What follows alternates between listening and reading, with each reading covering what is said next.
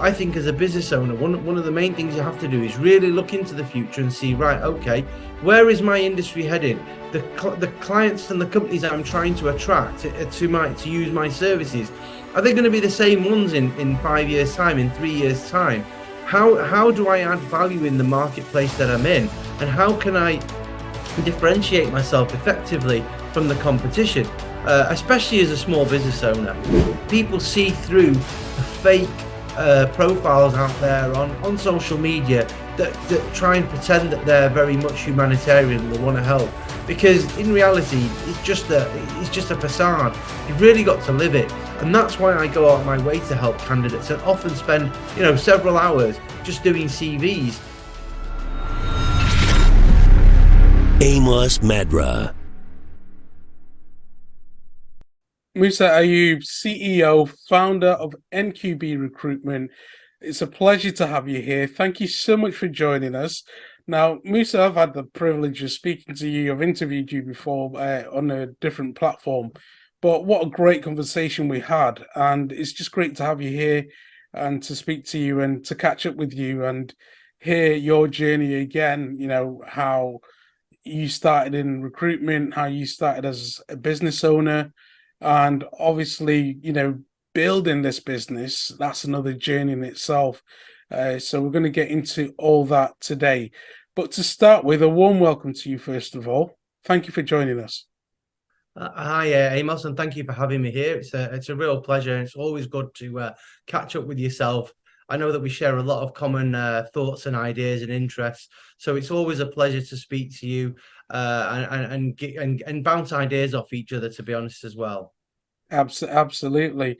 So recruitment, very interesting, because when I look at the current situation, we've got the cost of living crisis. There's so many crises, the Ukraine war. There's so many things that are just affecting us. But then when you look at employment and you look at, job vacancies, there's so many jobs that are available, which is kind of strange, because usually in a downturn, you would think that there wouldn't be many jobs. So your industry, how are things going at the moment? I think what you'll find is that there's still, within the tech sector, although there's been a lot of redundancies, like the NCC group, Facebook, Meta, a lot of companies have made a lot of people redundant. However, what we're also finding is that there's a lot of startups out there, smaller organizations or people that are being made redundant and thinking they can add value, and they are recruiting. There is still a lot of recruitment out there ongoing. And I think there is lots of challenges, because whilst appears to be more candidates that are available, are these the right type of candidates? How do you filter out the ones that aren't suitable for your organization? How do you know if they're not suitable? How do you attract the best talent? There is so many challenges that are out there. And I think overall, the general point about the economy is, yes, it is quite bad out there overall. The cost of living has gone up exorbitantly. And we've got policies that are, I would say, not business friendly. And that they're not friendly towards the average person who lives across the world at the moment. It's not just the UK. Everybody's suffering. And I think there is a lot of gloom and doom out there, but we've got to do our best to try and promote the positive things.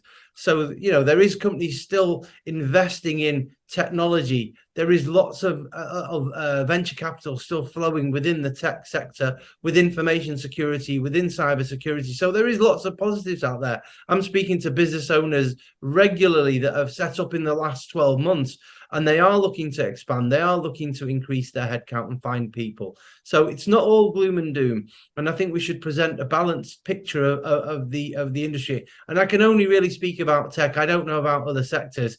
I'm sure that they've been equally affected by the downturn in the economy. But with regards to tech, definitely it has had taken a hit. However, it's the larger organizations that have taken the major hit, because perhaps their policies weren't really in line with where they needed to be, and maybe that's why they're now suffering and have had to make so many people redundant. Yeah, that's really interesting. And, you sort of spoke about Facebook, for instance, and Meta, which owns Facebook, Instagram. They're making cuts.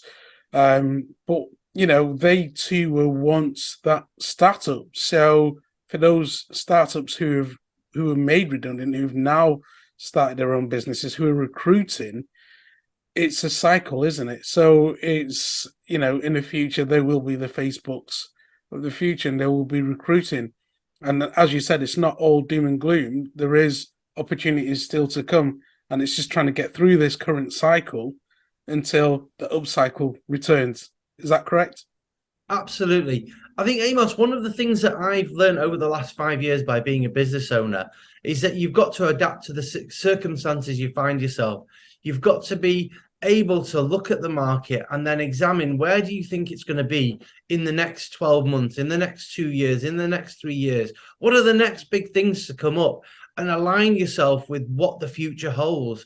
And I think the problem with a lot of companies is they get stuck in a situation whereby they're fixated on the technology that they use, or they're fixated in a way of doing things, or with the processes that they have.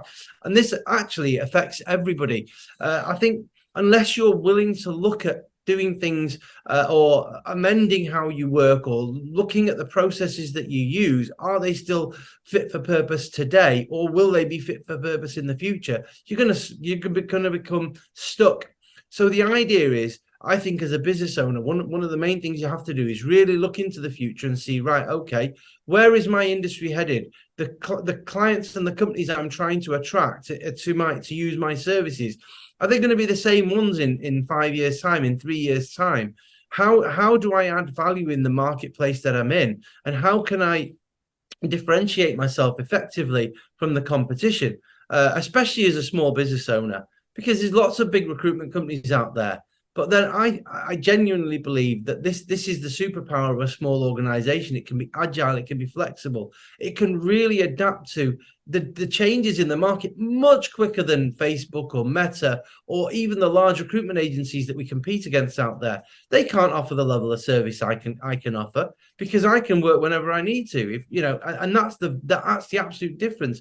With my brother and I, if we've got a really strong vacancy and we know that this client desperately needs a particular role filling, we can work all the hours we need to get that filled. Whereas a large organization won't do that.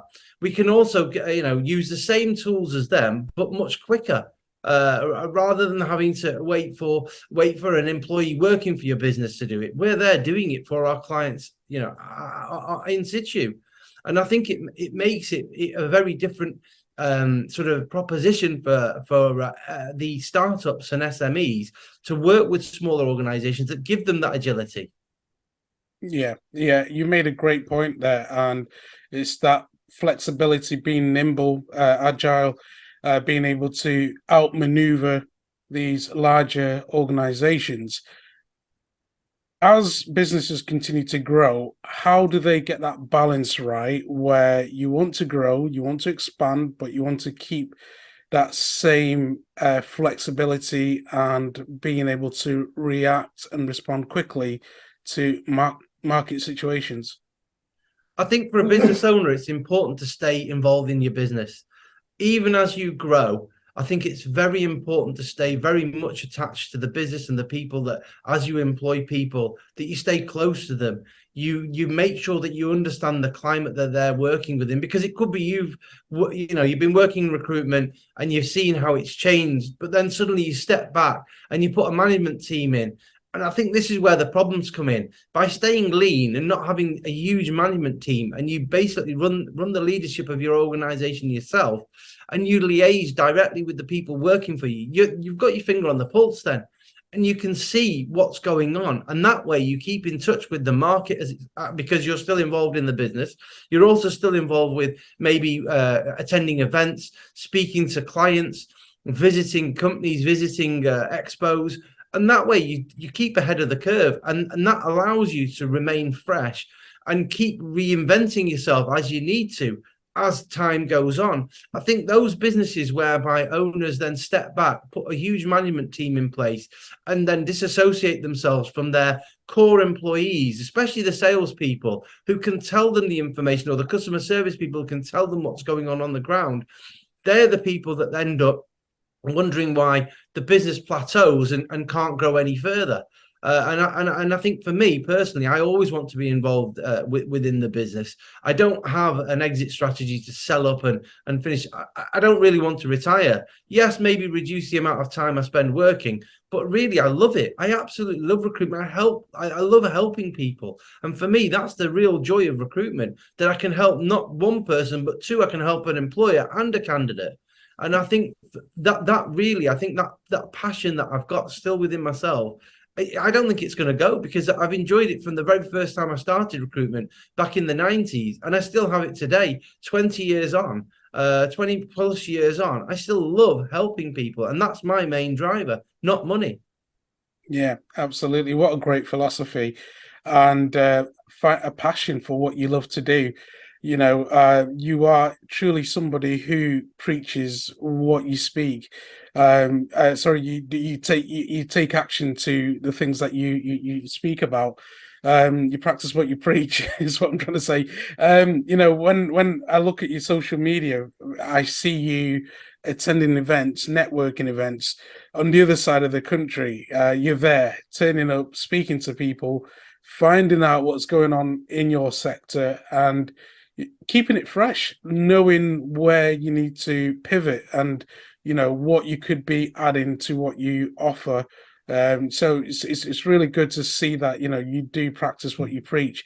You spoke about your brother and yourself starting NQB recruitment. You spoke about doing this since the 90s. I mean, that is when you think about that, it's ridiculous how long you've been into it. Not many people commit to one thing for such a long time, but ultimately you spoke about this being your passion, your dream, what you enjoy doing. Retirement is not on the cards. You want to just continue doing this.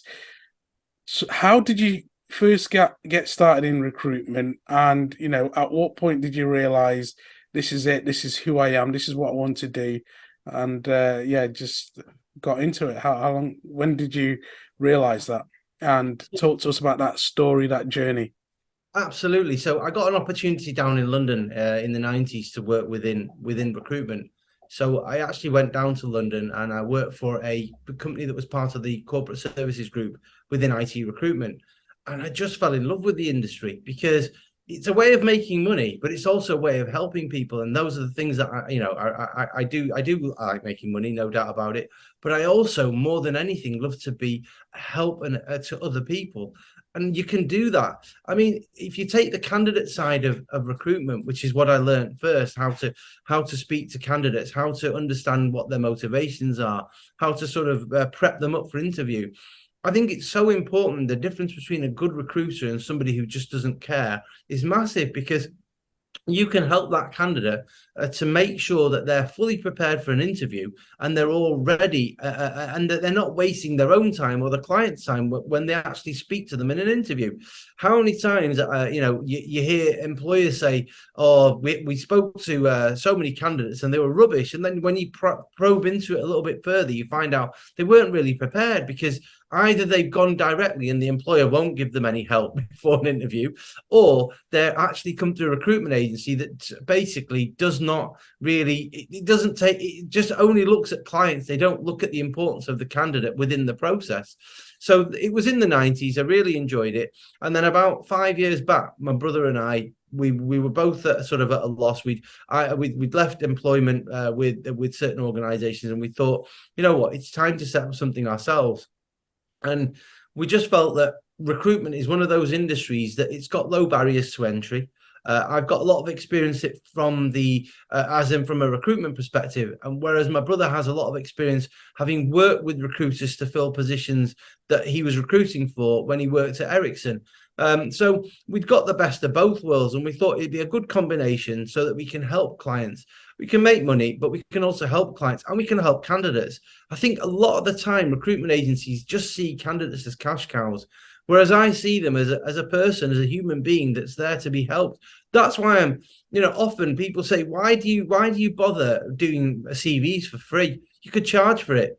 Well, I don't see the point. That's my bread and butter. If I have to take out an hour of my day just to help somebody put a CV together, they get recruited through me or somebody else, it's just satisfaction knowing that I helped in that process for them.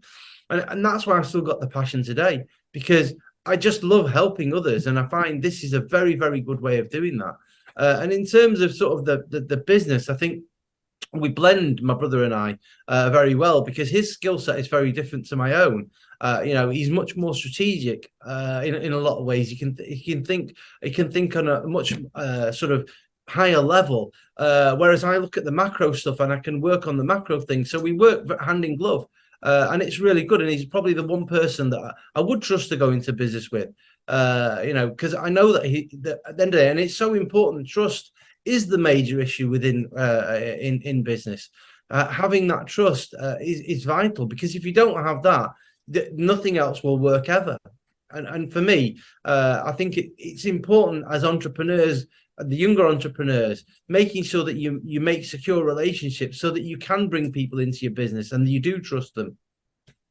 Yeah, I mean, great advice. So good to listen to that and hear that. And I like the fact that your brother and yourself, you're completely different. He's, left side brain, analytics, numbers, down to the detail. Your right side brain, creative, thinking about ideas. And that's a good balance. That's what you need. You need that yin and yang, to find that right equilibrium. And I think you guys have got that.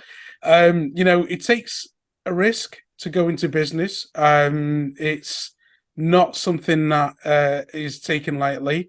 You're walking away from security of your job and safety of your the norm, especially with a family. Talk to us about that. I'm sure you had sleepless nights. It wasn't easy. It was difficult, making that decision and, committing to it. Absolutely. And to be very honest, you always have sleepless nights as a business owner. That doesn't go away.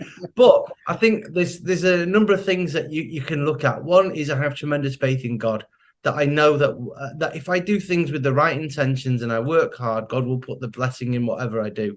So that's the first thing. And my brother shares those ideas and those sort of core values. And then the other thing is, I think at the end of the day, is there really any security in a job? I mean, you've just seen so many redundancies and so many organizations shedding jobs and people. So there's not really any job security out there anymore. Yes, maybe 10 years ago, there was a lot more. Companies did tend to hold on to staff much better. But nowadays, it seems it's a two-way street. Retention is a problem for companies. But at the same time, companies don't, they're very quick to put people out the door. So there isn't really any job security. And I think the other thing is that at the end of the day, no jobs will offer the flexibility of being your own boss. If I need to go to a doctor's appointment, I don't have to beg anyone to let me take an appointment to go and see the doctor. Or if I need to take my mum and dad somewhere, I don't need to beg anyone to help them so that they can understand that I'm a son and my parents are in their 80s and 70s and they need some support. And I think that flexibility is one of the main drivers for me to stay in working for myself, because at the end of the day, I don't want to have to explain myself every 5 minutes. I'm 50 years old nearly. Why am I having to explain myself on going to an appointment? And the other thing is having to work from an office. We don't need to. I mean, recruitment doesn't need anyone to be sat in any office. You can easily do it from home. And so I think those organizations that don't offer flexible working, remote working, are really losing out on the very best of talent.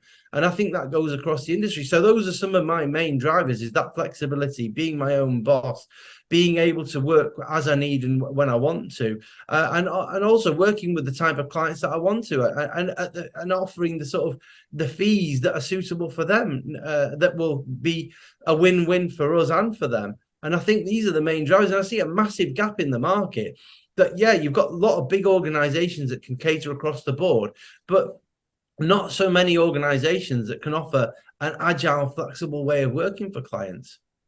Yeah. Flexibility, so important. And, I know how important that is to you. And just to have that time for yourself. I know that you enjoy going for your walks and, being reflective. You are a very reflective person. You spend a lot of time to think, and it gives you that opportunity to have a clear mind. I know that there was a company that did this sticker cards. I'm trying to remember the name of the company. Post-it notes. They used to have what they call sky time, I think it was, for their employees, where they'd want them to just go and lay down on the grass somewhere and just stare at the sky and just clear their mind and just, just declutter. And it was at those times that their employees would come up with great ideas, and that's how the post-it note was designed. So it's definitely important, and being reflective and having that flexibility and your time is really important. And I think also, you spoke about your faith as well, the importance of that. Talk to us about, all this has built up, because again, you said, you want to be able to dictate and determine your time, how you spend it. Again, why is it really important to you? And what advice can you give to us watching, listening, in how we can manage our time as well to create that space so that we can think, we can be more reflective, and we can be truly who we were meant to be? Absolutely. So Amos, the first thing I would say is get up early. I wake up at about 5:30 every day. And that's at the weekends as well. I probably give myself half an hour lie-in, so I'll get up at 6 on a Saturday and Sunday. But you get the whole day then to use, rather than getting up at 8 o'clock and rushing into work, or at the weekend getting up at 11, 12 o'clock. At the end of the day, get up early. You get more use of the whole day.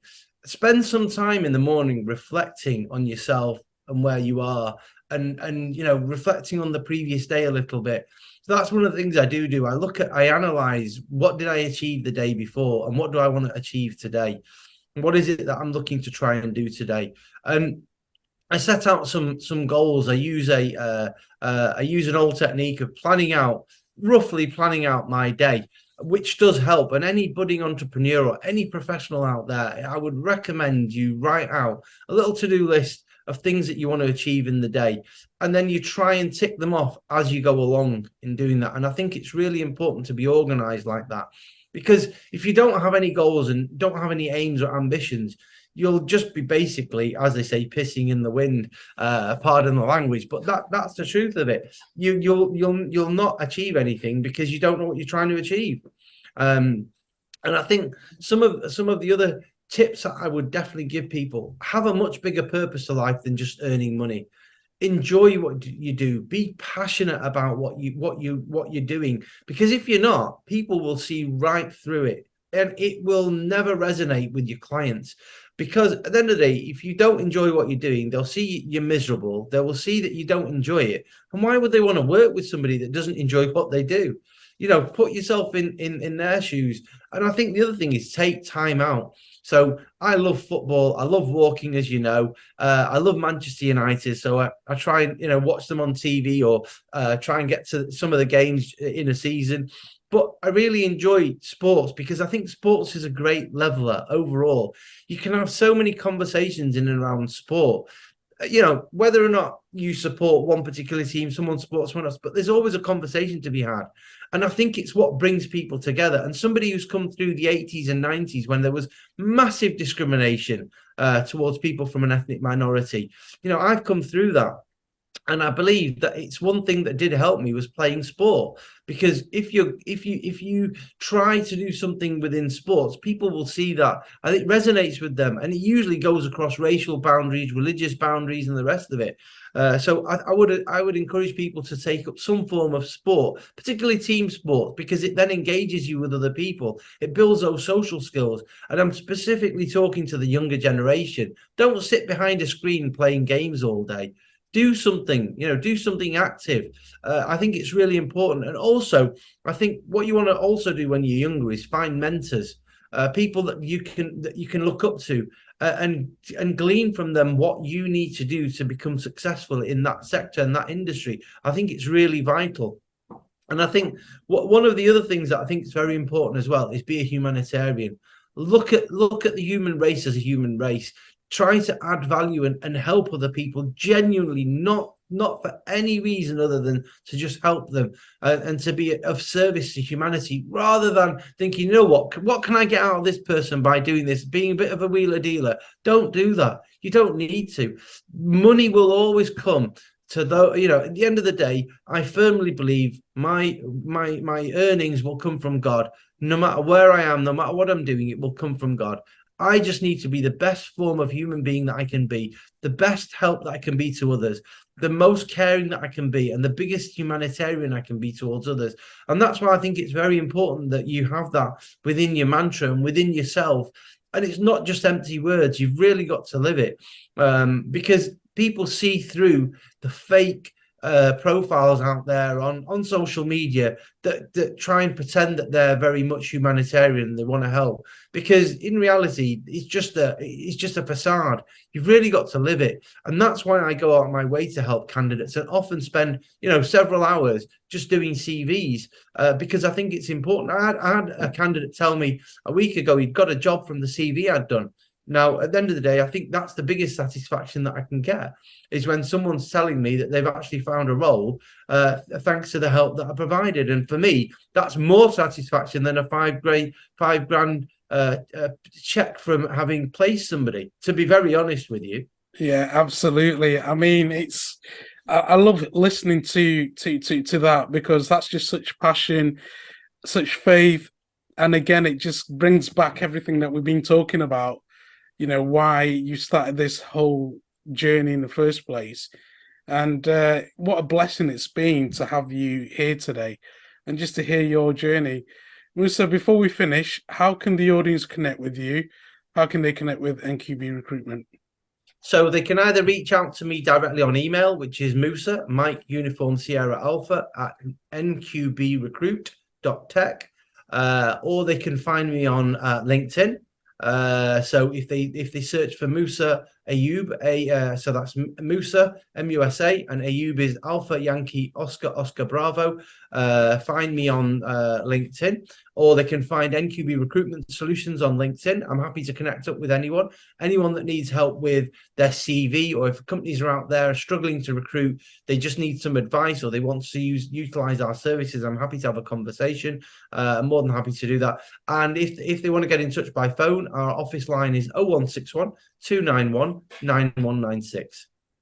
Musa, it's been an absolute pleasure. Thank you so much. What a legend you are. Thank you. Thank you. Cheers. If you want some amazing inspiration, check out the videos next to me, and I'll see you right there.